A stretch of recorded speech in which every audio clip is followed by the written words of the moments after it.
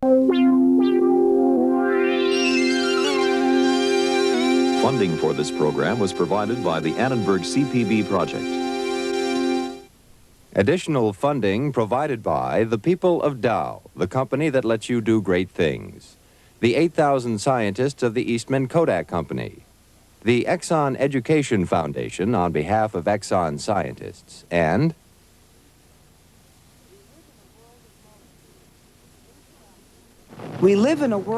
vivimos en un mundo de moléculas que interactúan con otras moléculas en reacciones químicas. ¿Qué es lo que origina estas reacciones? ¿Por qué algunas son más veloces que otras? La velocidad de una reacción resulta crítica, ya sea que nos ocupemos de la construcción, de fabricación de vinos o preparación de alimentos.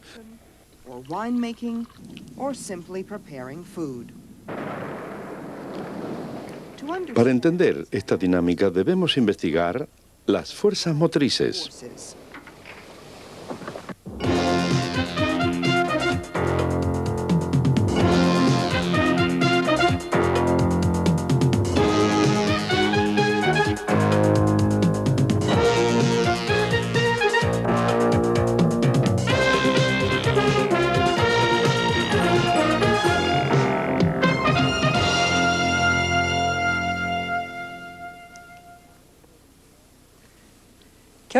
La química no es solo un conjunto de recipientes sobre un estante. Eso sería aburridísimo. Se trata de reacciones químicas, compuestos que se transforman para constituir otros, de moléculas que saltan de aquí para allá. Es un maravilloso mundo de transformaciones. Fíjense en este manzano.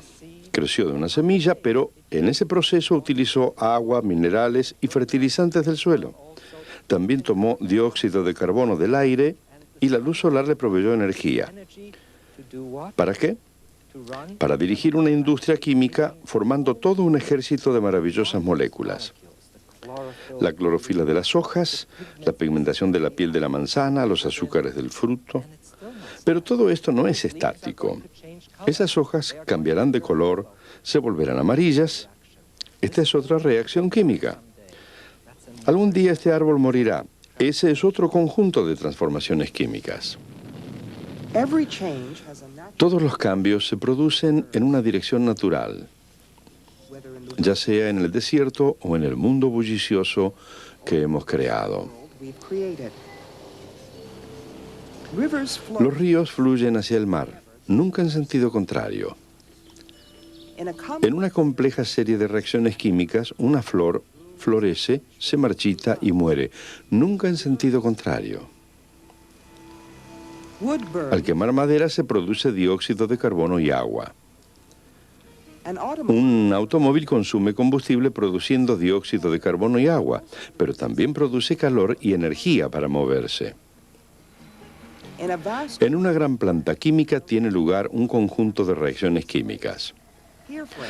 ¿Por qué todos estos cambios se producen en este sentido? ¿Qué es lo que determina la dirección natural de una reacción química? Al consumirse la madera, disminuye la energía del sistema y se libera calor hacia el medio. Y esta tendencia de alcanzar un nivel de menor energía es una de las fuerzas que dirigen todas las reacciones químicas. En la dirección natural de la mayoría de las reacciones químicas disminuye la energía del sistema. El doctor Donald Showalter. En esta reacción, los materiales reactivos son permanganato de potasio, este sólido púrpura en la pantalla, y glicerina, este líquido espeso. Ahora veamos qué pasa cuando los mezclamos. Pongo la glicerina en el permanganato. Bueno, comienza a salir humo. Miren la llama. Esta reacción sí que libera energía, ¿no? Pues bien, lo que ocurre es que la glicerina es un líquido orgánico combustible y el permanganato de potasio es una fuente concentrada de oxígeno. Entonces, cuando los dos entran en contacto, se encienden en forma espontánea. Por lo tanto, este tipo de reacción libera energía. La palabra clave es liberar. Este tipo de reacción se denomina exotérmica. En las reacciones exotérmicas, los reactivos tienen una energía relativamente alta. Esta energía se expresa en kilojoules. Los productos de la reacción tienen un nivel menor de energía. Los reactivos se convierten en productos al disminuir la energía durante la reacción y el sistema libera energía, en este caso 300 kilojoules por mol reactivo. 300 kilojoules per mole reactant. Como ya hemos visto, la mayoría de las reacciones químicas tienden a liberar energía, por lo general en forma de calor. Los automóviles se diseñan para liberar energía en forma de movimiento y de calor en el motor. Pero ¿qué hay de las reacciones en las que el calor se absorbe? Esta vez quiero producir una reacción que tome energía. ¿Cómo es posible? Produzcamos la reacción y averigüémoslo. Voy a mezclar hidróxido de bario, un sólido blanco, con otro sólido blanco, tiocianato de amoníaco. Y antes de mezclarlos pondré un poco de agua sobre esta tabla. Moveré el agua hacia aquí. Colocaré el vaso de precipitado sobre la tabla justo encima del agua. Después colocaré los sólidos adentro y vamos a ver qué pasa. Ahí está el hidróxido, aquí el tiocianato. Voy a mezclarlos. Ahora se está humedeciendo. Se está licuando. Y es comprensible porque uno de los productos es agua. También se siente un poco de olor a amoníaco. Ese es otro de los productos. Ahora se está enfriando el fondo del vaso de precipitados. Sigo revolviendo para que se produzca la reacción y vamos a ver si podemos decir si se toma energía o no.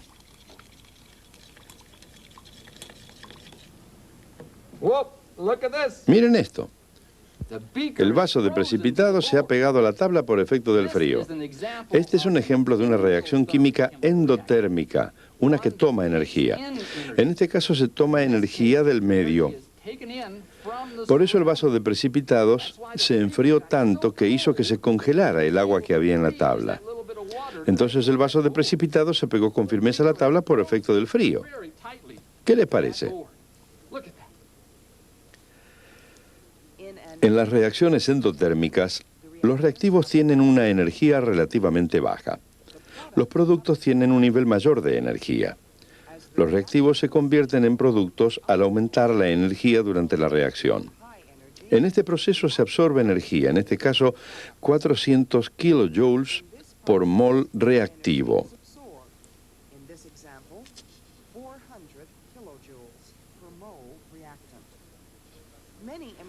Muchas reacciones químicas importantes toman energía. Las plantas y los animales no podrían crecer sin consumir energía. Las reacciones relacionadas con la preparación de comida también requieren una absorción de energía.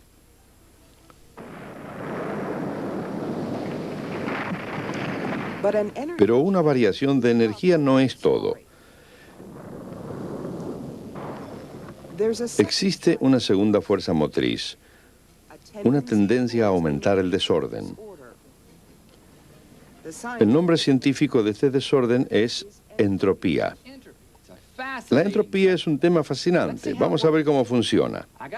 Aquí tengo un par de cosas que mostrarán a la entropía como una fuerza motriz.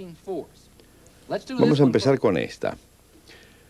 Este vaso de precipitados contiene agua pura. Agrego unas gotas de tintura. Sí, ya se sabe que la tintura y el agua no reaccionarán químicamente, pero miren esto.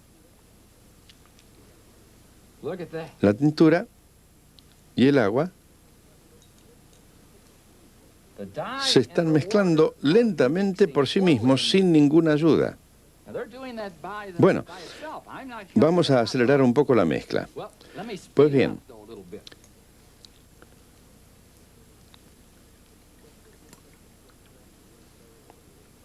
Cualquier mezcla se encuentra en un estado de mayor desorden que en el estado original de sus materiales. ¿Ustedes creen que podremos devolverlos a sus recipientes originales?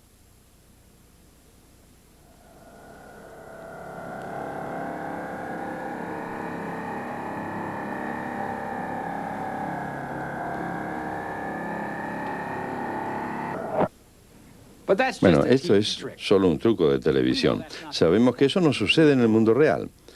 ¿Pero qué nos demuestra esto?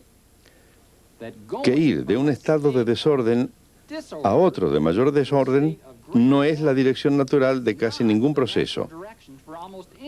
Veamos ahora esto. Aquí tengo lechuga, tomates, ajíes, hongos y pepinos. Ya saben qué voy a hacer. Voy a preparar una ensalada y la voy a mezclar. Se ve bastante bien, ¿no? No se vayan, no se vayan. Se ve bastante bien para comerla. Si ahora continuara mezclando, ¿volvería la ensalada a su estado original? Ustedes conocen la respuesta tan bien como yo.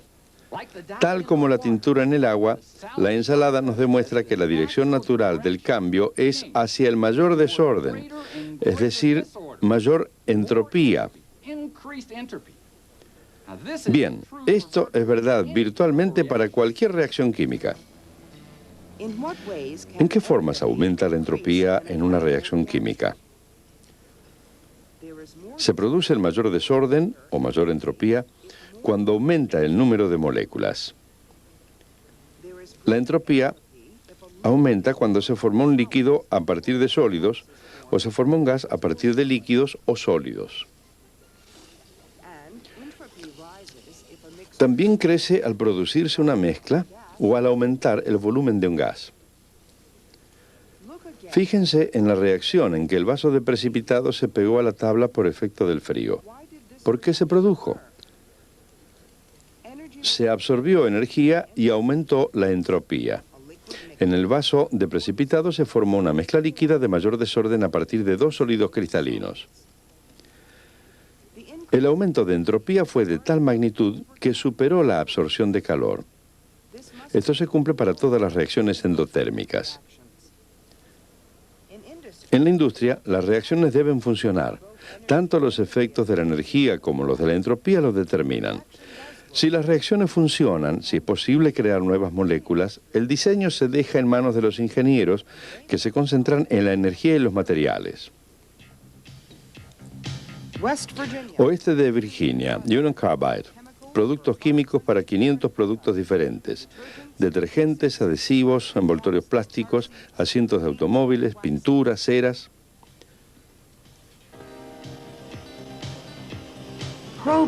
Si investigan la estructura de las cañerías y las torres, hallarán algo más que un flujo de materiales. Hay un flujo de energía. Energía. Cualquiera sean los resultados de las reacciones químicas, los ingenieros deben conservarla. Por lo general, las reacciones son exotérmicas, expiden energía calórica. El objetivo de los diseñadores de plantas es reutilizar esa energía para minimizar la pérdida de toda la planta. Entonces transportan el vapor a través de los caños rojos que se ven en este modelo a escala, y fuera de la planta el vapor circula de un punto a otro, de una reacción a otra.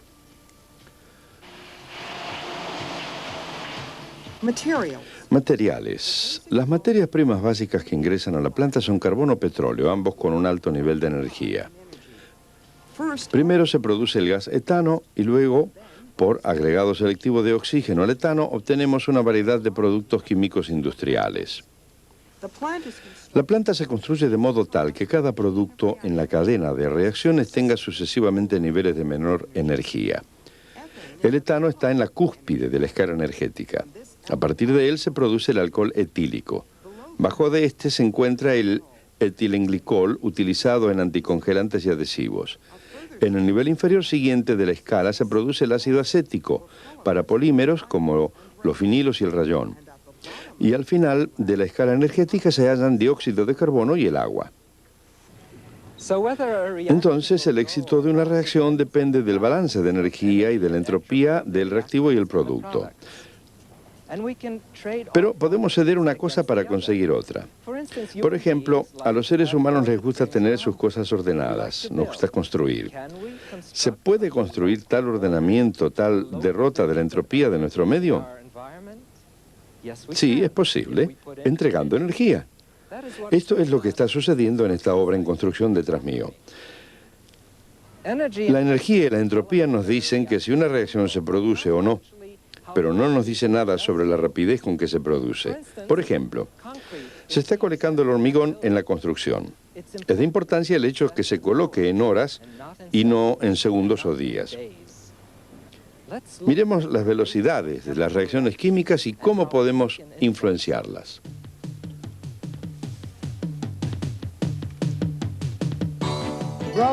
Caminos, diques, puentes, iglesias, casas y oficinas.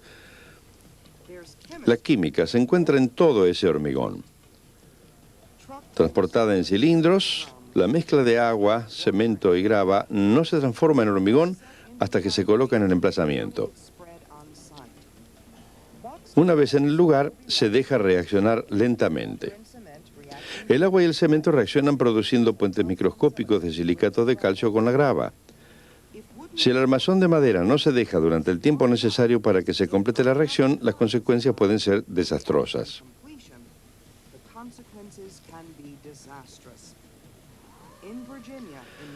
En Virginia, en 1973, los escombros de un complejo de departamentos derrumbado en forma parcial. 14 personas murieron. Demasiada prisa para el largo tiempo de reacción necesario para obtener un hormigón resistente. La velocidad de cualquier reacción química depende de varios factores. Don Showalter. Echemos una mirada a una de las reacciones más comunes de todas, la combustión. Aquí tenemos un trozo de madera. Como todos sabemos, la madera seca arde fácilmente en contacto con el aire. Recuerden, el aire tiene un 21% de oxígeno. No se quema. Debemos encenderla para que funcione, ¿no? Encendámosla con este fósforo. La enciendo y el oxígeno del aire reacciona con la madera. Aquí va. Ahora está ardiendo bastante bien, pero no realmente bien. Me pregunto si ardería mejor en contacto con este 100% de oxígeno. Vamos a ver. Bueno, miren esto. La velocidad de la reacción aumentó en forma drástica. ¿Qué nos dice esto? Bueno, tenemos un par de cosas. La velocidad de la reacción aumenta con el aumento de temperatura. Recuerden el fósforo. Y también aumenta a mayor concentración de ingredientes. Recuerden el aumento de 20 a 100% de oxígeno.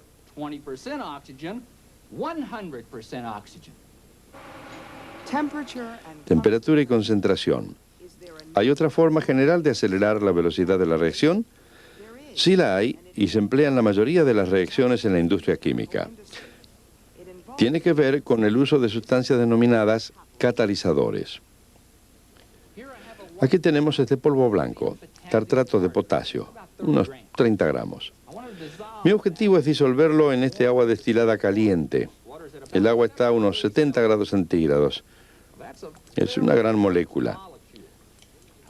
Voy a llevar a cabo una reacción química en la que voy a debilitar esta gran molécula, degradarla. Lo haré agregando peróxido de hidrógeno, una solución bastante fuerte, 30% de peróxido de hidrógeno. Si reacciona, podrán ver el dióxido de carbono que se despide en forma de burbujas. Vamos a ver si sucede. Lo ponemos aquí. Bueno, no hay muchas burbujas. Aunque lo caliente, sabiendo que el calor aumenta la velocidad de la reacción, el proceso no se acelera. ¿Qué podemos hacer? Agreguemos un catalizador. Lo colocaré en este recipiente en caso de que se acelere mucho. Aquí tenemos el catalizador. Una solución de cloruro de cobalto. Agreguémoslo a la mezcla y vamos a ver qué pasa.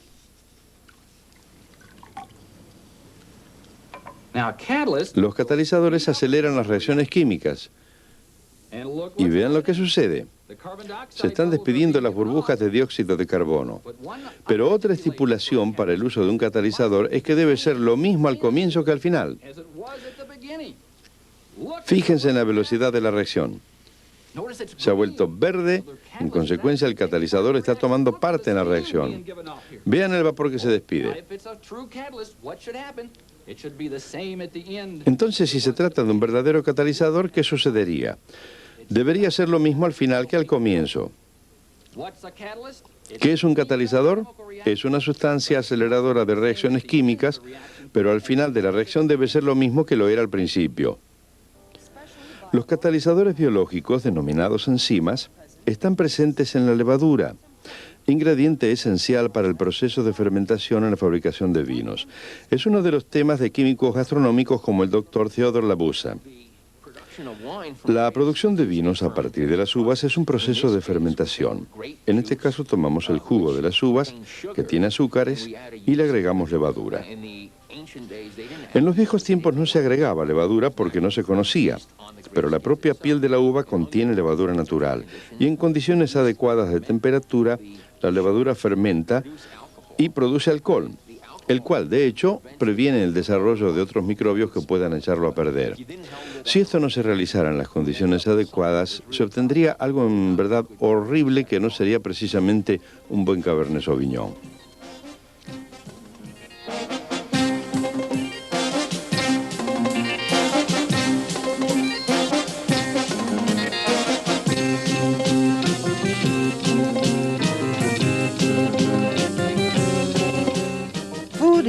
Se transportan alimentos a través de los Estados Unidos y de todo el mundo. Las velocidades de deterioro de los alimentos, la velocidad de las reacciones son un dato vital para nuestra economía global. Un país lejano como Nueva Zelanda depende casi en su totalidad de mercados de ultramar para carnes de cordero, manteca y quesos. ¿Cómo estudian los científicos el problema de deterioro y conservación de alimentos? Los tipos de reacciones que causan el deterioro de alimentos no son muy diferentes de aquellos que los químicos estudian en soluciones químicas puras. Me fascina hablar sobre comida porque es el estudio de una química compleja. Y la razón por la que digo esto es que en un alimento que tiene tantos compuestos diferentes, orgánicos e inorgánicos, hay muchas reacciones diferentes que pueden provocar su deterioro. Sin embargo, se pueden reducir a varias clases. Una de ellas, la reacción catalizada por enzimas. Cuando se muerde una manzana empieza a oscurecerse y esa es una reacción enzimática. Hay reacciones que la vuelven rancia. Por ejemplo, si se dejan por allí papas fritas durante un tiempo, la grasa se vuelve rancia. Las técnicas modernas de preparación de alimentos y refrigeración han reducido el deterioro. No obstante, el consumidor quiere asegurarse que se retardan esas reacciones, que los alimentos estén lo más frescos posible. Una de las cosas más interesantes que estamos haciendo en el laboratorio es una aplicación de la química cinética en el estudio de pequeños dispositivos que se usan para monitorear tiempo y temperatura cuando un alimento atraviesa un ciclo de distribución. ¿Esto para qué se necesita? Bueno, como los alimentos se deterioran a una velocidad mayor cuando sube la temperatura y menor cuando baja, si tuviéramos un dispositivo que se pudiera colocar en un envase que indicara la situación de tiempo y temperatura y mostrara una variación de color relacionada con la disminución de calidad del alimento, entonces con solo tomar un envase y mirar el dispositivo sabríamos cuánto tiempo le queda y cuándo consumirlo.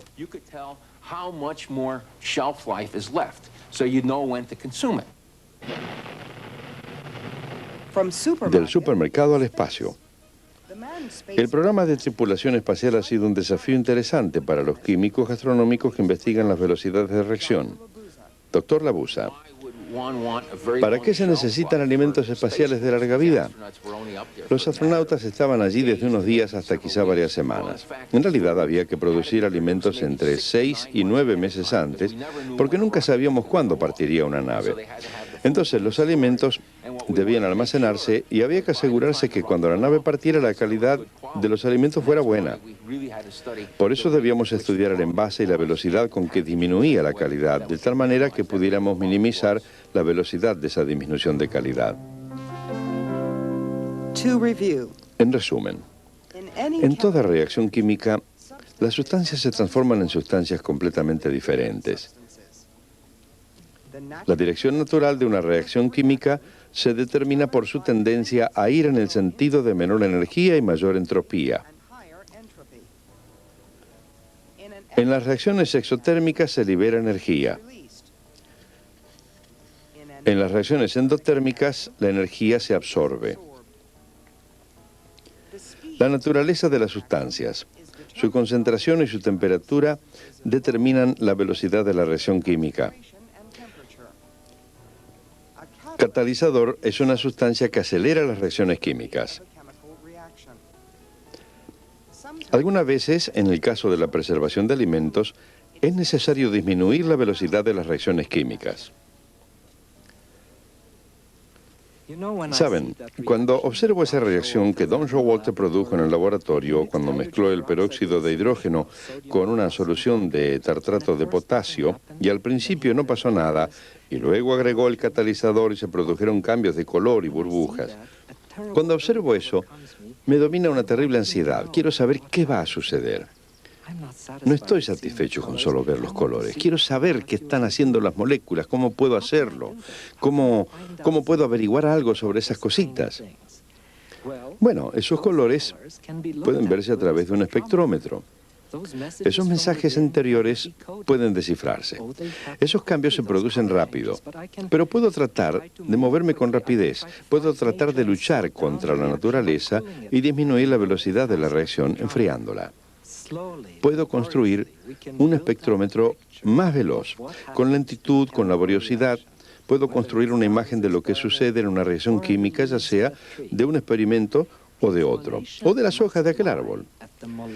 La explicación reside en el nivel molecular y eso lo veremos en nuestro próximo programa.